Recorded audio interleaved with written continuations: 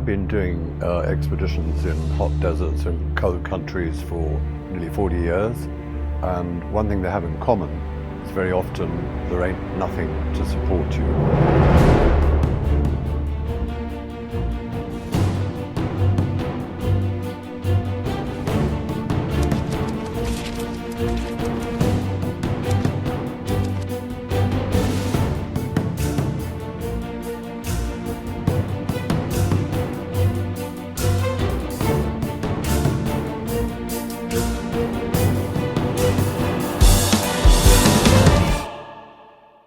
A lot of our expeditions are to beat existing world geographical records and challenges. The first ever polar journey around Earth, that was 52,000 miles.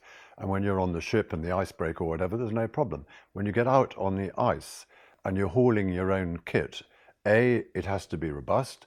B, it has to be able to go down to extreme temperatures. It has to be something which you know that you can rely on.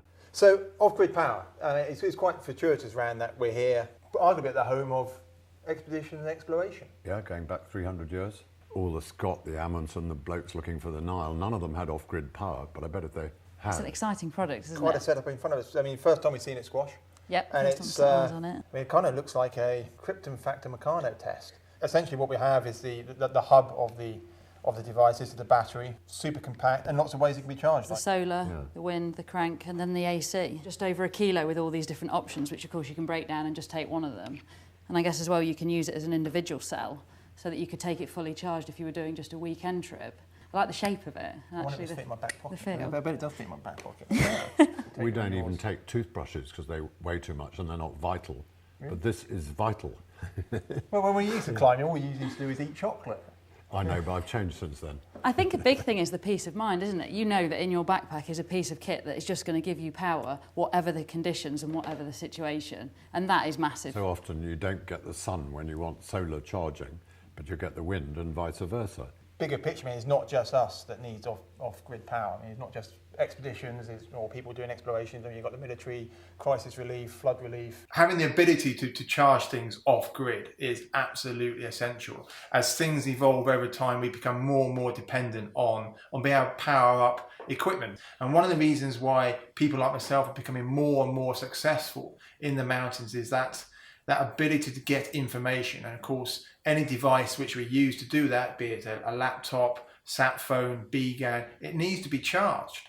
And we're days away from the nearest power source. So to have the Power Traveller products is absolutely essential. And to have products that work, it's all well and good having products there, but these things need to work. We're in a situation where if we need to call a rescue, if we need to have a weather forecast coming in, I don't want to be dramatic about it, but it can be the difference between life and death. So we need to use the best available, and Power Traveller is, simply put, the best. So Rand, you might remember 4 years ago we were both on top of Everest, and all the batteries we had in all the cameras were dead, affected by the cold, and we couldn't charge. And the BBC News was saying, don't come down unless you get the image on the top. Luckily we did come down, but this would have solved all the problems, especially the hand crank. This has got a gear ratio of 32:1, 5 volts to 2 amps, just amazing. And all you have to do, press the knob on the side, put it on correctly, and then hold it in whichever hand, left-handed, right hand. And you don't have to do it quickly. Slowly is fine. Ergonomically designed so that it's comfortable. You can move both hands and perfect. And if you've got cold hands, of course, it helps warm them up. Yeah, it keeps you warm in your tent, something to dual pass the purpose. time. In the old days, we used to have them strapped onto your knee in the tent, and you'd be going round and round like that. And you had to go very fast in order to get power into it. And the other thing, in the old ones, the crank is all over the place, difficult to stow. It's like glasses which keep coming open. But this one, boom, boom, Bob's your uncle. Put it in your pocket, no problem. I'm really excited about the Power Monkey expedition because it's across the board, it charges everything. It's a small, lightweight unit. It's completely water and weatherproof, and it's perfect for putting inside my rucksack. When I went to climb Mount Everest, I was researching different power solutions, and that's when I came across Power Traveller, and I wanted to use their products. I'd heard great things about them. I started to use their products and they were brilliant, and the key thing for me was they were small, compact, lightweight, rugged, and most importantly, reliable. You know, there isn't a backup after that. The reliability is the single most important thing. I absolutely need to know that the kit in my backpack isn't going to let me down, and the Power Traveller equipment never lets me down. At the moment, there's 4 ways of charging. One of the ones that I'm really excited about is the wind power. Because you can talk into it. You can talk into it. Very good. It is super easy. So you just get these 3 little sort of wind arms which just slot into the cap on top. You feel it slot in place like so. And this is a really clever thing. So on top here, we've already seen Rand with the hand crank, but this has got like a second spindle inside a spindle, because obviously wind power. It needs less resistance. Exactly. Compare that to the hand crank. So that's great, and obviously the unit's got some weight to it, but what if it is really windy, as it sometimes is on mountains and things like that? They've produced this super lightweight aluminium structure, beautifully finished. It really is. It's the sort of thing that in a minimalistic house, you can imagine this as a little thing on a sideboard. It's a bit of artwork. No, absolutely. We have to remember to take the cap off. So we take the bottom cap off of that. The unit can spin up to about 3,500 revolutions a minute. It will start powering up at about 12 knots. And if it is really windy, like you say, you can bungee it down so it's not going to blow away. Say it's windy outside your tent, you've set this up and the wind is powering the battery, which could take, say, 10 hours to fill it up. Imagine the sun's shining as well. It's got simultaneous chargeability. So you could use the solar panel, connect that up to the kit to charge the battery as well, which would reduce the charging time down to just 5 hours. And what Power Traveller have done, which is incredibly clever again, is when you connect things together, they've made a completely waterproof connector, because the kit's waterproof, but they've gone on to think, aha, what about connecting it? You just take this cap off, and this other connector, it's got 5 rings in here, simple, and then there's the 5 connector points on here. So you wind that on there like that. Then you just take this waterproof connector apart, and this is the only product I believe that you can have simultaneous charge that's on the market. I haven't seen anything else that can use wind and solar at the same time. Screw that together. There we go. That notch fits into there nicely. You clamp that around there and pull the final connector over.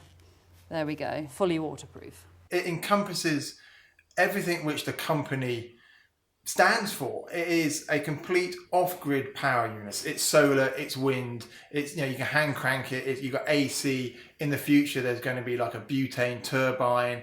There's talk about being able to use it in running water in a stream. I'm really excited about using this in the field. It's going to eradicate. So normally when I travel, I've got all these bits and pieces and different devices and different connectors, and you can never find the right one. And now it's been streamlined into one unit. What we've got here is just some of the items that we can be charged from the Power Monkey Expedition. Simple things like the Iridium sat phone here. I've also charged my my Thuraya from the original Power Monkey, going through the Surefire head torch, and then some of the funkier items as well down your end of the table. Squash. Yeah, we've got the iPad mini, the iPhone. We've even got the 12-year-old Nokia still going strong. Well, nowadays a lot won't, but this will even do the ones from 2 decades ago. You got your Garmin GPS, a watch, heart rate monitors, etc., etc. Okay, so just to show you how versatile this is, I've disconnected the waterproof casing so that you can see the points a little bit more clearly. And it's got 2 outputs, the 5-volt 800 milliamp output there.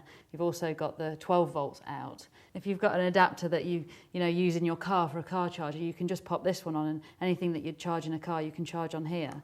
And then you've got the 5 to 15 volts in, which is important because you've got the variety of chargers there, the AC charger and also the solar charger. And they can all 3 be going at the same time, pop the cover on, and away you go. One of the beautiful things about this whole setup, which we've got in front of me here, is that we've essentially got the battery unit here. It's being charged if we were outside by the wind, and also the solar. And we've got 2 devices on charge at the same time. It's a term known as daisy chaining. The wind and the solar are actually charging the battery we're not bypassing the battery. We're going into the battery, and it's the battery itself which are charging, in this case, two pretty essential items. We've got the Surefire headlamp and an Iridium sat phone. The Iridium coming out to 5 volts and the Surefire out to 12 volts. This is what's so unique about the PowerMonkey Expedition, the ability to daisy chain like this.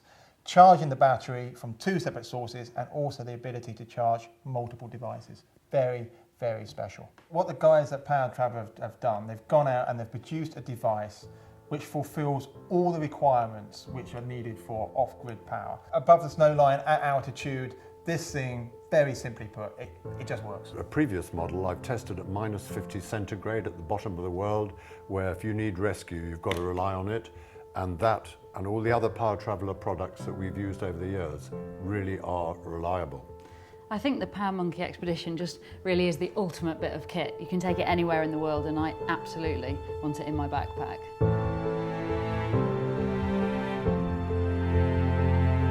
We're in a situation where if we need to call a rescue, if we need to have a weather forecast coming in, can be the difference between life and death. There isn't a backup after that. I needed the kit in my backpack to be reliable. It's solar, it's wind, it's, you can hand crank it, you've got AC. It's a small, lightweight unit. It's completely water and weatherproof. When you get out on the ice and you're hauling your own kit, A, it has to be robust, B, it has to be able to go down to extreme temperatures. So we need to use the best available, and Power Traveller is, simply put, the best.